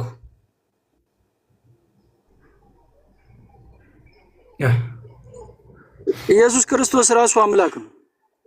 አምላክ እንዳለው ክርስቶስ ይናገራል አልኩኝ። አማርኛ ከቻላችሁ ወደ አምላኬ ወደ አምላካችሁ አድርጋለሁ አለ ኢየሱስ። ማንን ነው አምላኬ የሚለው ኢየሱስ? አብ በሰማይ ያለውን። በጣም ጥሩ። ስለዚህ አባቱን የላከውን አባት እሺ፣ ስለዚህ የላከው አባቱ ለኢየሱስ ክርስቶስ አምላኩ ነው ማለት ነው። እናመሰግናለን። ክርስቶስ አምላክ እንዳለ አምናችኋል። እሺ፣ ሌላ ማንሳት የምትፈልጉት ሀሳብ ካለ አምላክ የለውም አለው እኮ እያልኩ አይደለም። እሱ ተረጋጋ እንጂ አምላክ ያለው ማን ነው? ስለ አምላኩ ነው። ዘማኛ ይውሱ አምላኩ ነው የላከው። አምላኩ ነው የላከው የሚል አለ። የዚህ ቦታ ላይ ኢየሱስ ክርስቶስ የላከውን አባቱን አምላክ እያለ ይጠራዋል። ስለዚህ አምላክ እንዳለው ክርስቶስ የሚል አለ። ዛሬ መጀመሪያ እኮ አሁን በደንብ እንትን እንስማማና ማለት ነው ወደ አንድ ሀሳብ እንምጣ። እሺ፣ በምን ላይ እንስማማ? አምላክ እንዳለው እንዳስተማረ ክርስቶስ ሐዋርያቶችም ኢየሱስ አምላክ አለው ብለው እንዳስተማሩ አሳየዋችሁ። ይሄን ለመቀበል በጣም ከበዳችሁ። ምክንያቱም መምህሮቻችሁ ይህን ገልጠው ስለማያሳያችሁ ስለማያስተምሯችሁ። ገብታችኋል አይደል? ነገር ግን ከዚህ በኋላ አወቁት። ኢየሱስ ክርስቶስ አምላክ እንዳለው በደንብ አስተምሯል። ማስረጃ ዮሐንስ ወንጌል ምዕራፍ 20 ቁጥር 17 ላይ ወደ አምላኬ ወደ አምላካችሁ አድርጋለሁ ብሎ ተናገረ። ኤፌሶን ምዕራፍ 1 ቁጥር 3 ላይ፣ ኤፌሶን ምዕራፍ 1 ቁጥር 17 ላይ የኢየሱስ ክርስቶስ አምላክ ይባረክ ይላል። ማን የኢየሱስ ክርስቶስ አምላክ ስላቸው እነዚህ ልጆች አብ ነው አሉ። በሰማይ የሚኖረው አብ። ስለዚህ ኢየሱስ ክርስቶስ አምላክ አለው። ውሱ በመጀመሪያ አብ ወልድ መንፈስ ቅዱስ አንድ ናቸው። አብ አባት ነው፣ ወልድ ልጅ ነው፣ መንፈስ ቅዱስ ሰራጺ ነው። እየሰማኝ ነው? እየሰማሁ ነው። ውሱ እየሰማሁ ነው። ቀጥል። ኢየሱስ ክርስቶስ ወደ ምድር ወርዷል አይደል? ፍጹም ሰው ፍጹም አምላክ ነው። ወደ ምድር በስጋዊ ወረደው። በስጋዊ እንደኔና እንዳንተ ማለት ነው። እንደኔና እንዳንተ ቃል ነበር ይላል እኮ ዮሐንስ ወንጌል ምዕራፍ 1 ላይ። ዮሐንስ ወንጌል ምዕራፍ 1 አሁን እኮ አንድ ስልክ ስለያዝኩ ነው ውሱ። አሁን ዮሐንስ ወንጌል ምዕራፍ 1 አውጣልኝ አልኩ። አንተ አሁን መጽሐፍ ቅዱስ አጠገብህ በመጀመሪያ ቃል ነበር። ዮሐንስ ወንጌል ምዕራፍ 1 ቁጥር 1 ይኸውልህ፣ ረጋ በል በአትገባ። በመጀመሪያው ቃል ነበር፣ ቃልም ከእግዚአብሔር ዘንድ ነበር፣ ቃልም እግዚአብሔር ነበር እያለ ይናገራል። እሺ፣ ምንድን ነው እሱ ላይ ማስረዳት የፈለገው? ስለዚህ ቃል መጀመሪያ ቃል ምን ነበር? እግዚአብሔር ነበረ። በመጀመሪያው ቃል ነበር። ስለዚህ ቃሉ እኮ ነው የወረደው አይደል? ከእግዚአብሔር ነበር። ቃል አይደለም የወረደው። ቃል ወረደ የሚል ቃል የለም። ደስ የሚል የለም። እሺ፣ ቃልም ስጋ ሆነ ነው የሚለው። አምላክ በቃል አማካኝነት ስጋን አዘጋጀ ማለት ነው። ይህን ኢየሱስ ራሱ የተናገረው ነው። ስጋንም አዘጋጀህልኝ እያለ አምላኩ ስጋውን እንዳዘጋጀለት ይናገራል። በምን አመጣው ከተባለ በቃሉ እንዳመጣ በመግለጥ እዚያ ቦታ ላይ ቃልም ስጋ ሆነ ይላል። ስለዚህ ቃል ስጋ ሆነ ማለት ኢየሱስ ክርስቶስ እግዚአብሔር አብ ኢየሱስ ክርስቶስን ወደ ምድር ልኮታል። ልጁም ማለት ነው ለኛ ለክርስቲያኖች፣ ያው በእስልምና ስለማትቀበሉ ለክርስቲያኖች እኛን ከኃጢአት ለማዳን ወደ ምድር ወርዷል። ስለዚህ አብ እግዚአብሔር የላከው ልጁ ነው። እየሰማኝ ነው? አውሱ የሰማህ ነው? እሺ፣ እንደረከሩት ተከተለ። ልጁ ነው። ስለዚህ ፍጹም አምላክ ፍጹም ሰው ነው ስለ እንደኛ እዚሽ ምድር ላይ ሲመጣ አስተምሯልም፣ ጾሟልም፣ ተሰቅሏልም። ከሞተ በኋላ ግን ፍጹም ሰውነቱን እንትን ብሎ አምላክ ሆኗል። በሶስት ቀንም ተነስቷል።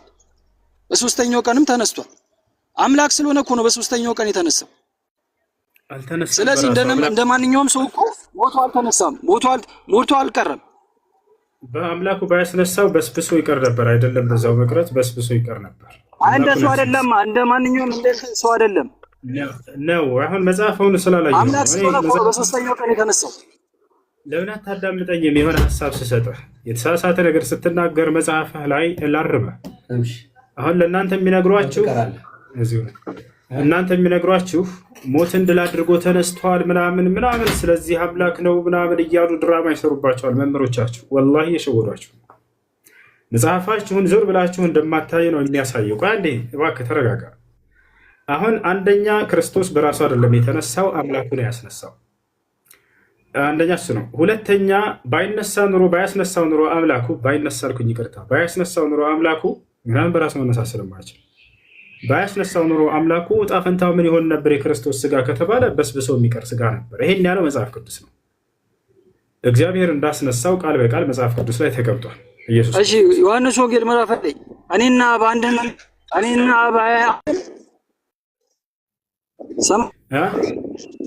ዮሐንስ ወንጌል ሰማይ ውሱ እኔና በአንድ ነን አይልም ይላል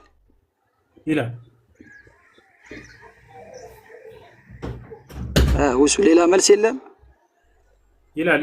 ኔትወርክ ስለሚዘገይ ነው። ጥያቄህን ጨርስሽ። እኔና አብ አንድ ነን ይላል ወይ? አዎ ይላል። ምን እናድርገው?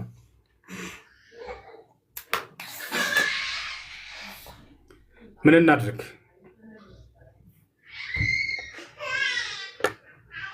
አሎ ምን እናድርግ? አይሰማም ልጆች፣ ከኔ ነው የሚቆራረጠው።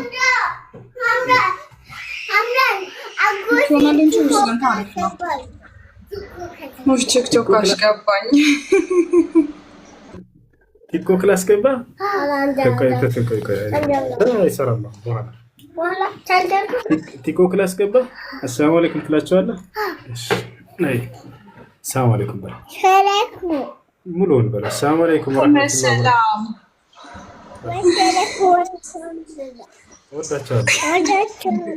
እስኪ ቁርአን ቅራ። አሊፍ ባ ታ ሳ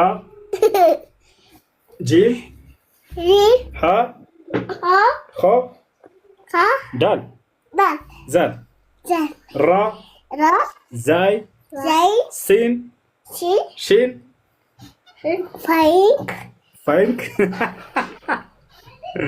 ቻው በላቸው። አዘጋበታለሁ።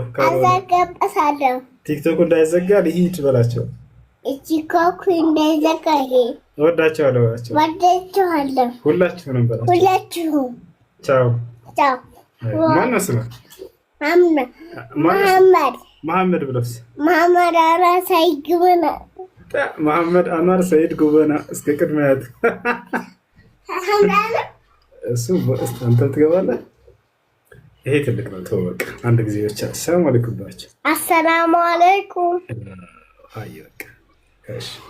ጥያቄ ያለ ይቀጥል። አይሰራኩም። ሂድ በቃ ሂድ። እሺ ሂድ። ኢንሻአላህ እንሹፍ عيالك يا حسو አግባ لك ኢንሻአላህ ሰላም ሰላም። እሺ መጽሐፍ ቅዱስ ላይ የሆነ ቃል የእናንተም ልጆች ሲያብራሩት አይቼ እሺ ጥያቄ እስካሁን ስላልተመለሰልኝ ነው።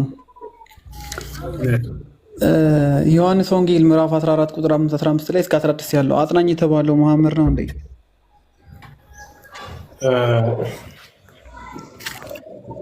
አንዴ እንዴት አድርገሽ? አዎ ነቢያችን ሰለላሁ ዐለይሂ ወሰለም ከክርስቶስ በኋላ የነቢያትን የክርስቶስን መንገድ እርሱ ጀምሮት የሄደውን መንገድ ያስቀጠሉ አጽናኝ ናቸው ብለን እናምናለን። የተላኩት እርሳቸው ናቸው። ኦኬ መንፈስ ናቸው እሳቸው። በእርሳቸው ላይ አምላክ አላህ ሱብሓነሁ ወተዓላ መንፈሱን ስላደረገ መንፈስ የሚለው ስያሜ በእርሳቸው ላይ ነው። አይልማ እንደዛ አይልማ ይላል። የአጽናኙ ባህሪ እኮ የአጽናኙ ባህሪ ለዘላለም ከነሱ ጋር ከደመ ሙታን እንደሚኖር ትክክል፣ መንፈስ እንደሆነ አካል እንደሌለው በእርሳቸው ላይ ያወረደው መለኮታዊ ቃል መንፈስ ተብሎ የተጠራው ለዘላለም ጸንቶ የሚኖር የሆነ የአምላክ መንፈስ ተብሎ ይጠራል። ማስረጃ አምጣ። ላሳየህ፣ ችግር የለውም። ከመጽሐፍ ቅዱስ ነው ታዲያ እንዴ እየጠየቅ ያለው ስለ ነቢ ሰለላሁ ዐለይሂ ወሰለም ባህሪ ይመስለኝ እኮ ከመጽሐፍ ቅዱስ ላይ ያገኘ ነው። አጽናኝ ኢየሱስ ክርስቶስ የሚልካቸው መሐመድ መንፈስ ለመሆናቸው መለኮታዊ ባህሪያቸው ደግሞ ስለ አካል ነው እያወራን ያለ ነው እንጂ ስለ መንፈስና ስለ አካል ነው እዚህ ጋር ሰፓሬት አድርገን እንታውቅ። መንፈስ ምንድን ነው? መንፈስ ማለት ኢንቪዚብል የማይታይ ማለት ነው። ኦኬ መንፈስ የማይታይ ስለዚህ ከታየ መንፈስ አይባልም ያ ነገር ማለት ነው። አይባልም። በጣም ጥሩ። ራእይ 1:4 ላይ በእግዚአብሔር ፊት ስላሉት አካሎች 7 መናፍስት ይባላሉ ብሎ ይጠራቸዋል። ምንድናቸው 7 መናፍስት የተባሉት? እነሱ በእግዚአብሔር ፊት ነው። ታዲያ እኔ ያልኩት ስለ ሰው በምድር ላይ ስለሚኖር ነገር ነው። ስለ መንፈስ ትርጓሜ ነው እያወራን ያለነው። መንፈስ ማለት ያው መናፍስት ማለት ነው። ምንድናቸው እነሱ? ወይ ክፍሉን አንብበው ሄደን መሰለኝ። 7 መናፍስት የተባሉት ምን እንደሆነ አታውቅም? እና እስኪ ላንብበው እስኪ በደንብ ምናልባት ቦታውን ትክክል። ራእይ ምዕራፍ 1 ቁጥር 4 እሺ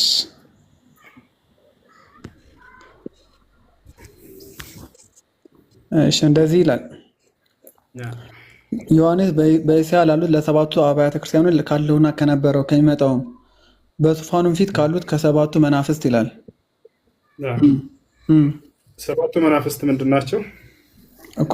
ራእይ ነው ታውቃለህ አይደል? ቦታው ስለ ራእይ ነው የሚያወራው።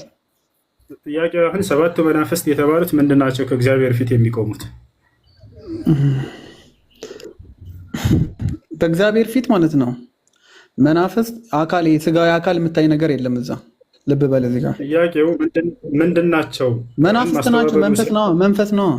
ሌላ ምን ይሆናል? መንፈስ ነው። መናፍስት እግዚአብሔር መንፈስ ናቸው። እግዚአብሔር መንፈስ አይደለ እኮ? 7ቱ መናፍስት በእግዚአብሔር ፊት ያሉ 7 መናፍስት ወይም መንፈሶች ማለት ነው። በቃ ሌላ ትርጉም የለውም እኮ። መንፈስ አይደለ? አሁን የእግዚአብሔር መንፈስ ናቸው ወይ? በመጀመሪያ እየጠየቀኝ ነው መጽሐፍ ስለሆነ የእግዚአብሔር መንፈስ የተባሉት እዚህ ጋር ምንድን ናቸው? መንፈስ ማለት የሚታይ ነገር የሆነ የሚዳሰስ ነገር ከሆነ ስህተት እንደሆነ ግን ተረድተሃል። እሱ ገብቶሃል አይደለ? የሚታይ ነገር እኮ አላልኩም እኮ። መንፈስ የሚታይ ነው አላልኩም እኮ። የማይታይ ኢንቪዚብል የሆነ ነገር ነው ያልኩህ እኮ። በጣም ጥሩ። እዚህ ጋር 7 የእግዚአብሔር መናፍስት የተባሉት ምንድን ናቸው? መንፈሶች ናቸው። ይሄም ባህሪያቸው እኮ ነው። እሱ ቅድም መንፈስ ማለት የማይታያል ባህሪያቸውን ሳይሆን እኮ ማንነታቸው እየጠየቅኩህ ነው። ስለዚህ እነዚያ ምንድን ናቸው እኮ? የተገለጠልኝ እዚህ ጋር የለ። ዮሐንስ ቁጥር 1 ምዕራፍ 1 ቁጥር 4 ላይ የሚለው ዮሐንስም በእስያ ላሉት ለሰባቱ አብያተ ክርስቲያናት ካለውና ከነበረው ከሚመጣውም በዙፋኑ ፊት ካሉት ከሰባቱ መናፍስት። እነዚህ 7 መናፍስት በእግዚአብሔር በዙፋኑ ፊት የሚቆሙት ምንድን ናቸው ካላወቅ በቃ እኔ መጽሐፉ ላይ ማስረጃ መንፈስ ናቸው እኮ አልኩህ እኮ። መላእክት ናቸው አይደሉም? መላእክትም አይልም። መናፍስት ማለት ያው መንፈስ ማለት ነው። መናፍስት ለብዙ ነው። መንፈስ ለግል አንድ ነው፣ ለአንድ ሲንጉላር ነው። እዛው ራእይ ምዕራፍ 8 ቁጥር 2 ላይ ሄድ። በእግዚአብሔር ፊት የሚቆሙት 7 መናፍስት የተባሉት በእግዚአብሔር ፊት የሚቆሙት። እሺ እንሂድ እስኪ። ስንት ነው ያልከኝ?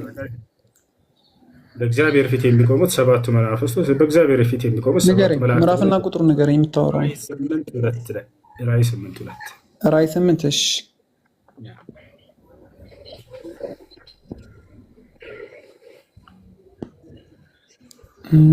ቁጥር ስንት ነው ያልከኝ? 8 ስንት? 2 እሺ። በእግዚአብሔር ፊት የሚቆሙትን 7ቱን መላእክት ያየው 7 መለከት ተሰጣቸው። መናፍስት የሚለው ለነሱ ነው። ስለዚህ 7 መናፍስት በእግዚአብሔር ፊት የሚቆሙት የተባሉት ምንድን ናቸው? መንፈሶች ናቸው። መላእክቶችም ሊሆኑ ይችላሉ አካላቸው።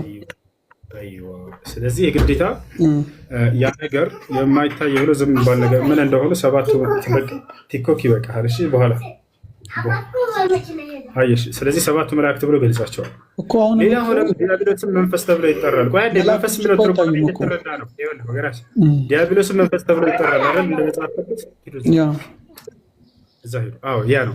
አሁን እዚህ ቦታ ላይ ነብያቶችም መናፍስት ተብለው እንደሚጠሩ ደግሞ ላስረዳ በመጽሐፍ በመጀመሪያ። እሺ ሄዱ እዛ። እሺ ነብያቶችም መናፍስት ተብለው ይጠራሉ። እሱንም አሁን ማስረጃ ልስጥህ መጽሐፍ ቅዱስ ላይ እንስጠኝ። ምንም አያገናኘውም። በነገራችን ላይ መላእክት አይታዩም፣ የሚታዩ አይደለም። ነብያቶች መላእክት ማን መንፈስ ተብለው ጭራሽ አይገናኙም። 7 መናፍስት ከእግዚአብሔር ፊት የሚቆሙ አለና እዛው ራእይ መጽሐፍ ላይ 7 መናፍስት በእግዚአብሔር በ7 መላእክት ብሎ ገለጻቸው። ያ ነው። አይ መላእክት አይደሉም ካልክ እነዛ መናፍስት የተባሉት ነገር ምንድን ናቸው የሚለውን ማብራራት እራሱ አልቻልክም። እሱን ጠይቀህ መላእክት ቢሆኑስ? እሺ መላእክቶች አካል አላቸው? የሚታዩ ናቸው? እና የክንፍ ባለቤት ናቸው። አይታዩም። ክንፍ ደግሞ የሚታይ የሆነ ነገር ነው። ለእኛ ነው የማይታዩት እኮ ታዲያ ይታያሉ ወይ? ለእኛ ይታዩ፣ ግን አካል የላቸውም ማለት አይደለም። ለእኛ ይታዩ። ለሐዋርያት ግን የተላከው መላእክቶች ሳይሆኑ አጽናኝ መንፈስ ቅዱስ የተባለው የተላከው እንጂ የሚታይ መልአክ መንፈስ ስለሚባለው ትርጓሜን ጨርስና ወደ ሐዋርያት እዛ ቦታ ላይ ዮሐንስ ማነው ወንጌል ላይ የተባለው ምን ለማለት ነው ወደሚለው እንመጣለን። ክርስቶስ ልክ ደርሶ አስተማሪ የሆነን አካል ነው እዛ ጋር እየገለጸ ያለው። ገብቶሃል አይደል? አሁን ነቢያቶች መንፈስ እንደሚባሉ ላስረዳ። አንደኛ ዮሐንስ መልእክት ምዕራፍ 4 ቁጥር 1 አውጣው። እሺ አንደኛ ዮሐንስ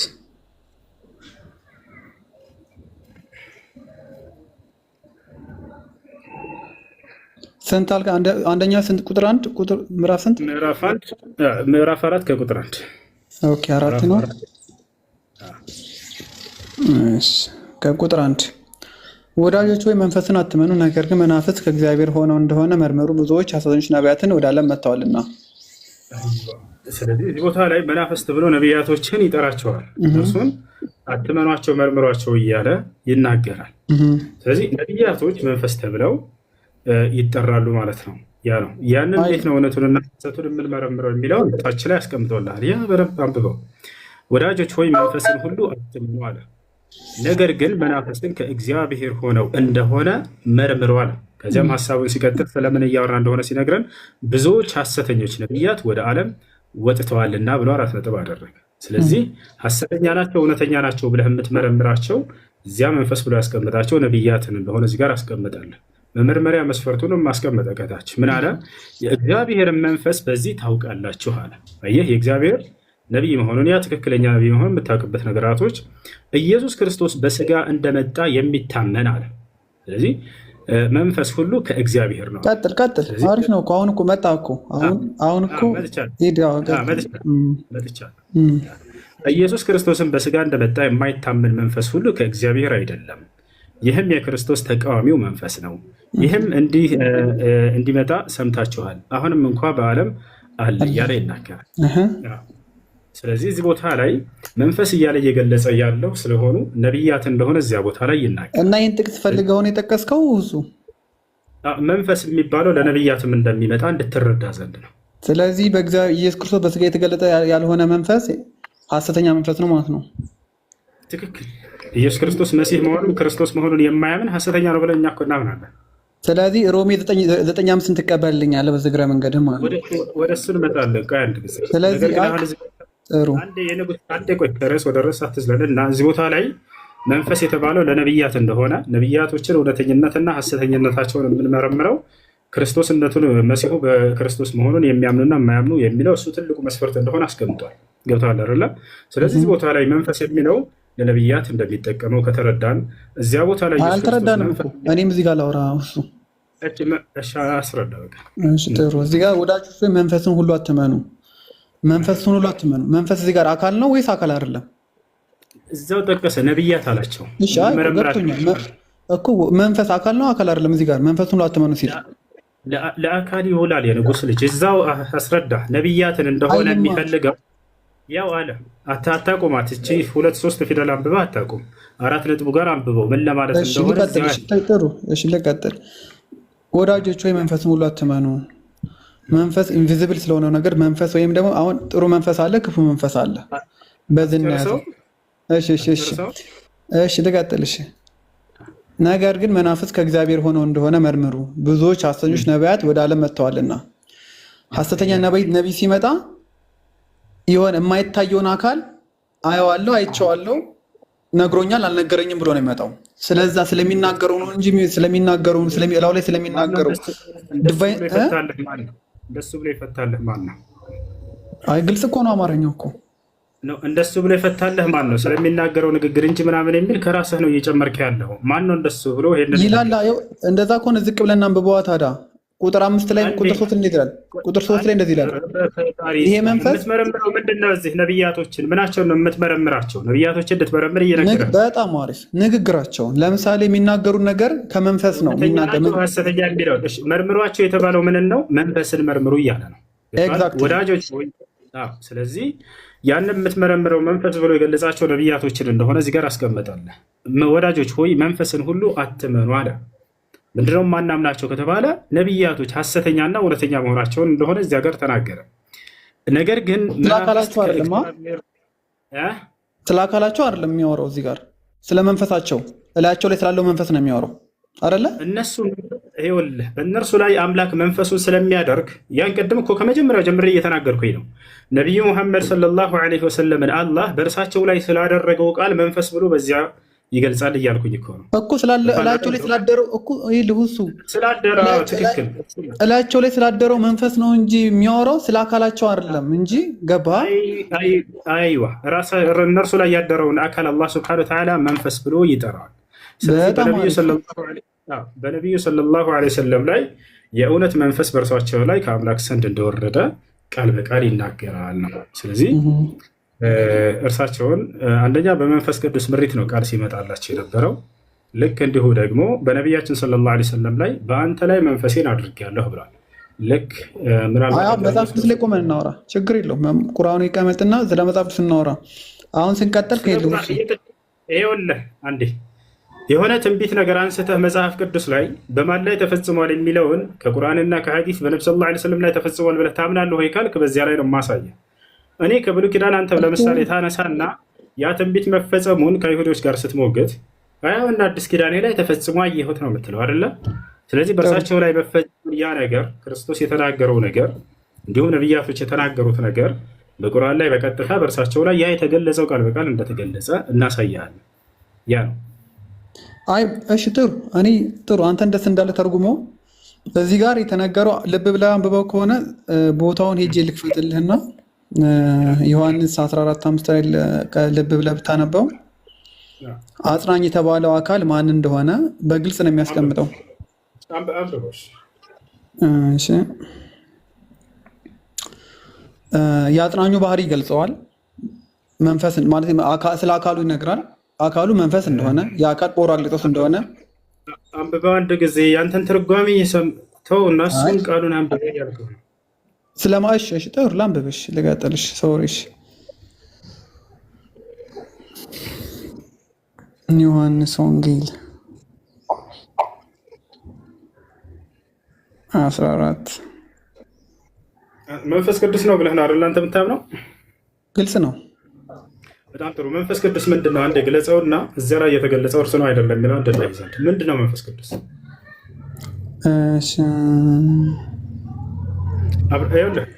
እንደዚህ ይላል። ልጆች ዋርኒንግ እያለ ነው።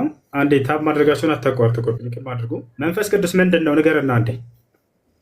መንፈስ ቅዱስ አጽናኝ፣ መንፈስ ቅዱስ ከአብ የሚወጣ መንፈስ ቅዱስ አምላክ ነው። መንፈስ ቅዱስ እየነገርኩ ነው እኮ መንፈስ ቅዱስ ከአብ የሚወጣ ከአብ የሚሰርጽ መንፈስ ቅዱስ አጽናኝ የሆነ ከሶስቱ አካላት አንዱ በማስረጃ እያስደገፍክ እንድትናገር ነው። መንፈስ ቅዱስ አምላክ ነው ብለሃል። አንድ ኢየሱስ ክርስቶስ መንፈስ ቅዱስ አምላክ ነው ብሎ አስተምረሃል? እሺ ላሳይህ። አስተምሯል። በጣም ጥሩ። ኢየሱስ ክርስቶስ መንፈስ ቅዱስ አምላክ ነው ያለበት ቦታ ካለ አሳየን፣ ችግር የለም። እሱ ብቻ ሳይሆን ራሱ ኢየሱስ ክርስቶስ እኔ አምላክ ነኝ ብሎ ያስተማረበት ቦታ እንደዚህ ብሎ ሊያስተምር አይደለም የመጣው። መንፈስ ቅዱስ አምላክነቱን ያስተማረበት ኢየሱስ ክርስቶስ መንፈስ ቅዱስ አምላክ ነው ያለበት ቦታ ካለ አሳየን፣ ችግር የለም። እሺ ልግለጥልሽ። እሺ ጠብቀኝ አንዴ። እሺ ከታች ያለው በጸጋ ክርስቲያና ሰላም በጸጋ አቤት ሰላም ነው። አልሐምዱሊላህ። እንዴት ነህ? አለሁ እግዚአብሔር ይመስገን። ክርስቲያን ነኝ። ልቀጥል? እሺ ንገረን። ምዕራፍና ቁጥሩ አንተ ኢየሱስ ክርስቶስ መንፈስ አምላክ ነው ብሎ የገለጸበት ቦታ ካለ ንገረን። እሺ ልቀጥል? ማቴዎስ ወንጌል ምዕራፍ 28 ቁጥር 19 ላይ እሺ ምን ይላል? እንግዲህ ሂዱና አሕዛብን ሁሉ በአብ በወልድ በመንፈስ ቅዱስ ስም እያጠመቃችሁ ደቀ መዛሙርት አድርጓቸው። ጨረስክ? አዎ ጨረስኩ። ኢየሱስ ክርስቶስ መንፈስ ቅዱስ አምላክ ነው ያለበት ጥቅስ ነበር እኮ። እዚህ ጋር አብ አምላክ ነው፣ ወልድ አምላክ ነው፣ አብ ለብቻው አምላክ ነው። ዝም ሳፓርት ያደረገው ነገር የለም። ኢየሱስ ክርስቶስ መንፈስ ቅዱስ አምላክ ነው ብሎ ያስተማረበት ጥቅስ ካለ ማቴዎስ ወንጌል ምዕራፍ 28 ቁጥር 10 ከአብ እኩል ኢኩቫለንት መንፈስ ቅዱስ ተጠርቷል። ከዚህ በላይ ማስረጃ ከየትም አይመጣልህም ቦስ። ስለዚህ ኢየሱስ ክርስቶስ መንፈስ ቅዱስ አምላክ ነው ብሎ ያስተማረበት ቦታ የለም። ግን አምላክ ነው ይኸው ማቴዎስ ወንጌል ምዕራፍ 28 ቁጥር 19 ላይ ቁጭ ብሎልሃል። እዚያ ላይ መንፈስ ቅዱስ አምላክ ነው የሚል ቃል አለ። አብ አምላክ መሰለኝ። አብ ምንድነው አይደለም ጥያቄ። አሁን ስለ መንፈስ ቅዱስ አምላክ አለ እንደዚህ ብሎ አይጠይቅም። ከአንድ ኡስታዝ እንደዛ አይጠይቅም። አምላክ እንዴት ነው አምላክ ነው ብሎ የተስተማረበት ቦታ አለ ብሎ መጠየቅ አይቻልም። ማቴዎስ ወንጌል 28:19 ላይ ከዚህ በላይ ምን ይምጣልህ እንዴ? አንዴ ክርስቶስ ኢየሱስ ክርስቶስ መንፈስ ቅዱስ አምላክ ነው ብሎ የተናገረበት ጥቅስ አለ። አንድ ጥቅስ ሂዱና በአብ በአምላካችን በአብ በወልድ በአምላካችን በወልድ በመንፈስ ቅዱስ በአምላክ መንፈስ ተጠቅሷል። ያው ከዚህ በላይ ምን ይምጣ? እሱ የተጠየቀውን እስኪ ድገመው። እስኪ ያልኩህን ሰምተኸኛል? ድገመልህ አንዴ። መንፈስ ቅዱስ አምላክ ነው ብሎ ያስተማረበት የቱ ጋር ነው? ኢየሱስ ክርስቶስ መንፈስ ቅዱስ አምላክ ነው ብሎ ያስተማረበት ቦታ አለ። ይኸው ማቴዎስ 28:19 አምላክ ነው ይላል። እሱ ጋር በአምላክ ስም ነው መጠመቅ የምችለው እንጂ በሌላ አካል መጠመቃችን። ከዚህ በላይ አማርኛ መንፈስ ቅዱስ አምላክ ነው የሚል ጥቅስ አለ። እሱ ጋር ሰው የሚጠመቀው በአብ ነው፣ በአምላክ ስም ነው የሚጠመቀው። ለአምላክ ስም መጠመቁ ደግሞ ያው አብ ወልድ መንፈስ ቅዱስ ተጠቅሷል። ወይኔ በፈጣሪ። አብ ምንድን ነው? አምላክ ነው። አብ አምላክ ነው የሚለውን አሳየኝሽ። አሁን ሽፍታ ታዲያ ጥያቄን አላደረግንም። ማስረጃ ከሌለህ የለኝም በል። ወደዚህ ማለት አይቻልም። አብ ምንድን ነው? እሺ አንዴ ቆይ እስኪ በር ልክፈት።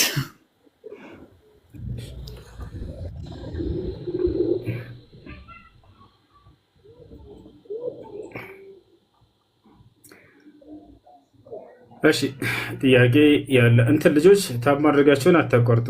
እንትን ሳይዘጋ እሺ፣ እንዳይዘጋብን ዋርኒንግ ምልክት አሳይቷል። የማስጠንቀቂያ ምልክት። እሺ ጥያቄ ያለው ክርስቲያን ካለ እስከዛ መቀጠል ይችላል። በጸጋው አለ ሰላም አለው ሰላም። እሺ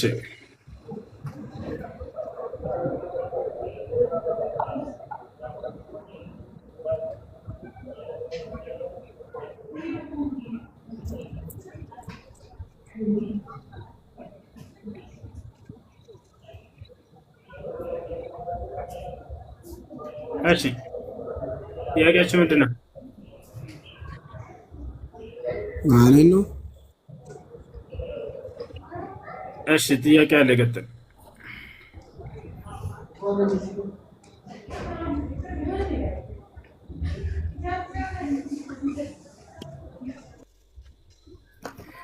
እሺ በገዛ ጥያቄ አለ ወረደች ሰውየዋ። እሺ ቤካ ሰላም ነው አለ። አልሐምዱሊላህ። እንዴት ነህ? አለን። የሆነ ጥያቄ ነበረኝ። እሺ ሐዲስ ላይ መሰለኝና ነብዩ መሐመድ ክርስቲያኖችን ከፊት ለፊታችሁ ስታዩ መንገድ ዝጉባቸው ምናምን ይላል። እሺ ነስረዳ ስለሱ። እሺ መንገድ ዝጉባቸው የሚል ሳይሆን ያለው ሐዲሱ ምን ይላል መሰለህ? ኢዛ ላ ተብደኡ ልየሁድ ወነሳራ ቢሰላም ፈኢዛ ለቀይቱሙሁም ፊ አጠሪቅ ፈጠሩሁም ኢላ አጥየቅህ ነው የሚለው። መንገድ ላይ በምታገኟቸው ጊዜ ወደ ጠባቡ ቦታ አስጠጓቸው ነው የሚለው። ምን ማለት ነው ታዲያ ከተባለ እንዳው ስታገኘው መንገድ ላይ እየገፋህ ወደ ጠባቡ ሄድ ማለት ነው ወይ? ላ አይደለም። ነቢ ሰለላሁ ዐለይሂ ወሰለም በዘመናቸው ይህን ሐዲስ በዚህ መንገድ ተራርተው አንድንም ሰው ገፍተው አያውቅም። ሲሄዱ ጊዜ ከአይሁዲዎች ከክርስቲያኖች ጋር አብረው ተናንሯል። አይደለም ይሄ ጭራሽ ሲታመሙ እየሄዱ ቤታቸው ይጠይቋቸው ነበር። ግብዣ ሲጋብዟቸው ቤታቸው እየሄዱ ይበሉላቸው ነበር። ገብታችኋል? ይህ ነው።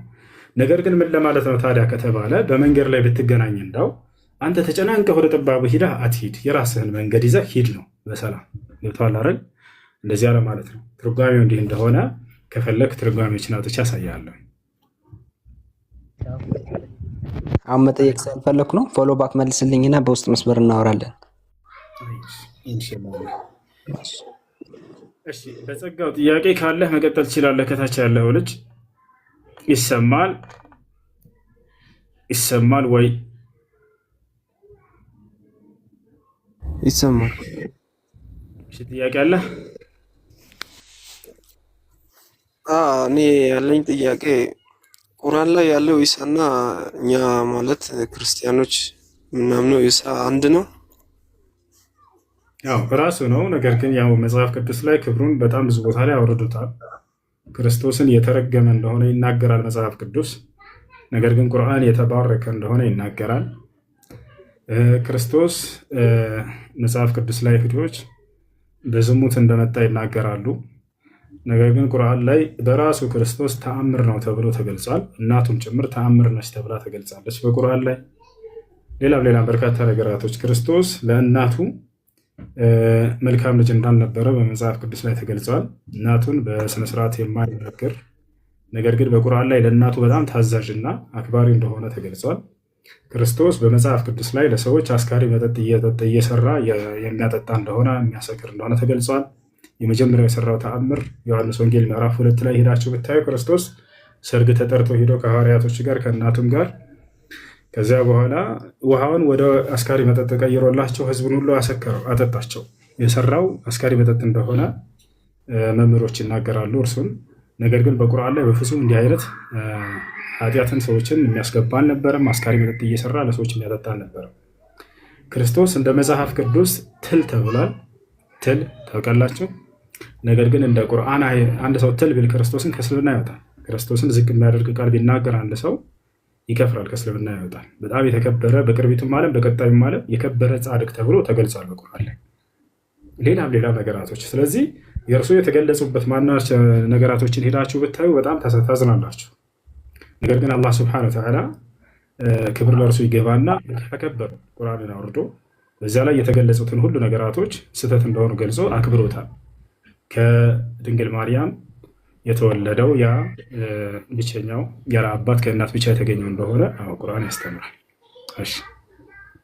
እሺ በእስልምና አሁን አንተ ማለት ህጉን ሙሉ በሙሉ ብትፈጽም ጀነት ትገባለህ? አዎ ምን ትጥራለህ? አላህ ቃል በቃል በቁርአን ላይ ተናግሯል። እነዚያ ያመኑትንና መልካም የሰሩትን ገነትን ለእነርሱ አዘጋጅቼላቸዋለሁ ብሎ ቃል ገብቷል። ላሳየህ? አይ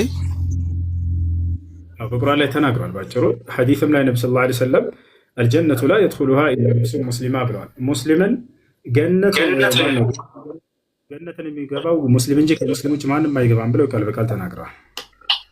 እሺ እዛ ሄዳችሁ ደግሞ ሴቶችን እንደምታገቡና እዛም ልክ በትዳር ከሴቶች ጋር እንደምትኖሩ ያለውስ እውነት ነው? እውነት ነው። ይህን ነገር መጽሐፍ ቅዱስም የሚቃወመው ነገር አይደለም። ምናልባት መጽሐፍህን አንብበህ ከሆነ በገነት ውስጥ ከሚስት አግብቶ ከሴት ጋር መኖር የሚለው ነገር አምላክ የፈቀደው ነገር ነው። አዳም ብቻውን መጽሐፍ ቅዱስ ነው ያለ። አዳም ብቻውን ሊሆን አይገባውም እና ሚስትን ልፍጠርለት አለ። ሚስትን ፈጠረለት። ቤትም እንዲኖሩ ፈቀደላቸው እግዚአብሔር። ቤት እንዲኖሩ አደረጋቸው በገነት ውስጥ። ይበላሉ ይጠጣሉ ወይ? በገነት ውስጥ ትበላላችሁ ትጠጣላችሁ ወይ? አዎ በደንብ እንበላለን እንጠጣለን። እግዚአብሔር ለአዳም ከገነት ፍሬዎች ሁሉ የፈለግከውን ብላ ጠጣ፣ ነገር ግን ይህች ዛፍ ብላ ብቻ እንዳትበላ ነው። ስለዚህ በገነት ውስጥ ሚስት ማግባት፣ በትዳር መኖር፣ መብላት፣ መጠጣት ያለ ነው በመጽሐፍ ቅዱስ ያለ ነው። አይደለም። አይ መጽሐፍ ቅዱስ ሳይሆን ስለ ቁርአን ነው እየጠየቅኩ ያለሁት። በቁርአን ላይ ያለ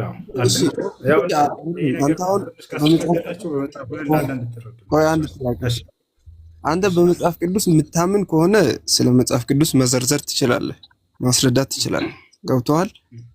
አንተ ግን የምታምነው በመጽሐፍ ቅዱስ ሳይሆን በቁርአን በሐዲስ ከሆነ ስለ ሐዲስ እያነሳህ ነው ልታስረዳኝ የሚገባው።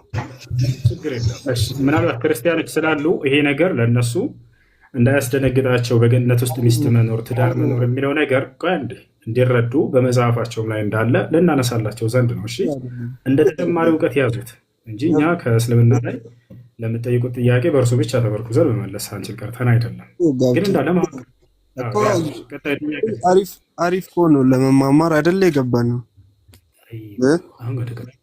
ስለዚህ እኔም ስለ ቁርአን ስለ ሐዲሱ መጠየቅ ያለብኝን ልጠይቅ፣ አንተም ደግሞ የምትችለውን የምታውቀውን ያህል ታስረዳለህ።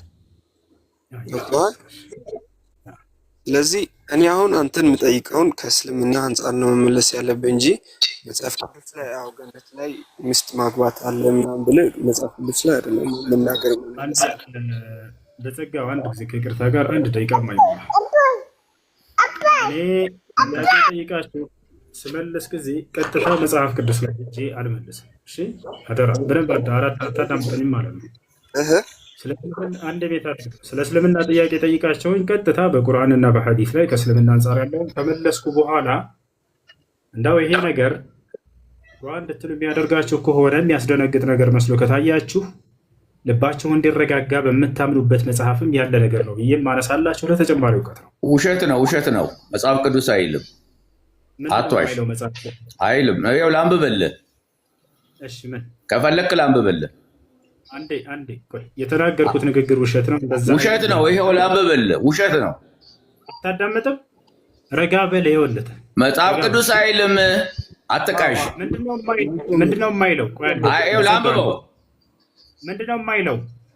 እዛ መጋባት የለም እኮ። እሺ አንድ ጊዜ የተናገርኩት ንግግር ምንድነው? ድገምላቸውና ይሄ የተናገርከው መጽሐፍ ቅዱስ እዛ መጋባት አለ ብሏል ነው የምትለው። መጽሐፍ ቅዱስ አይልም። ቁርአንን ብቻ ተርካ አንተ አሁን ቁርአንን ብቻ ረጋ በል። ወይኔ በፈጣሪ ላንብብልህ። ዝም ብለህ የማታውቀውስ ገብተህ አዘባርቅ። መጽሐፍ ቅዱስ የሚለውን ላንብበው። አንድ ጊዜ ረጋ በል፣ ቀስ በል። ከኔ ጋር ልታወራ ከሆነ አዳምጠኝ እሺ። አንተ አሁን ረጋ በል፣ ቀስ በል። ድምፅህን ሳይሆን ማጮህ አለብህ። ማስረጃህን አጩህ። አንድ ጊዜ ከውሱ ጋር ስትመጣ ጊዜ ማለት ነው። ድምፅን በማጮህ አትመኑ። ማስረጃን አጩሁ። ወንድ እስከሆናችሁ አንዴ ትንሽ ተረጋጋና እድል ይሰጣል። አንድ ጊዜ እኔ በሰው መጽሐፍ ላይ ማሽሳ አይደለሁ። እኔ ከራሴ አንዳች አልናገርም። እንዳነበብኩ እናገራለሁ። ንግግሬ ቅን ነው። በማስረጃ እንጂ አለማስረጃ አልናገርምና። ዳሩ ግን ትምህርቴስ በመጽሐፋችሁ ላይ የተመረኮዘ ነው። ገብታችኋል አይደል? ስለዚህ መጽሐፍ ቅዱስ ላይ ምን ነበር ያልኩት? ያን ቃል ራሱ ቢደግምልኝ ደስ ይለኛል። ራሱ ይኸውልህ፣ ረጋ ብለህ ወንድማችን፣ ወገናችን ማግባት አለ እያልክ ነው አንተ። ያው በገነት ማግባት አለ። በገነት ውስጥ አምላክ ባልና ሚስት ነው እንዲኖሩ አዳምና ሔዋንን ፈቅዶላቸዋል። በገነት ውስጥ ልክ እንዲሁ መብላት አለ። ይሄንንም እግዚአብሔር ፈቅዶላቸዋል በገነት ውስጥ እንዲበሉ ብያለሁ። ይሄ ውሸት ነው እያለ ነው ይሄ ልጅ።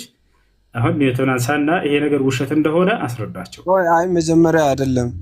አሁን አንድ ጥያቄ ልጠይቅ። አንተ አሁን በመጽሐፍ ቅዱስ አታምንም አይደለ? አሁን ይሄ ሰው አሁን ኒውተን አንስቶ በመጽሐፍ ቅዱስ ላይ በገነት ውስጥ እንደዛ አይነት የለም ማግባት የለም የሚል ቦታ ቢያሳይ ታምናለህ? ወደ እሱ እንመጣለን። የተናገረው ምን መሰለህ? ያልከው መጽሐፉ ላይ የለም ማሽታህል ነው ያለው አይደለ? አሁን ያልኩት መጽሐፉ ላይ አለ ወይንስ የለም? አንዴ መልስልን። ከላይ የለም። ይኸው ላንብበው።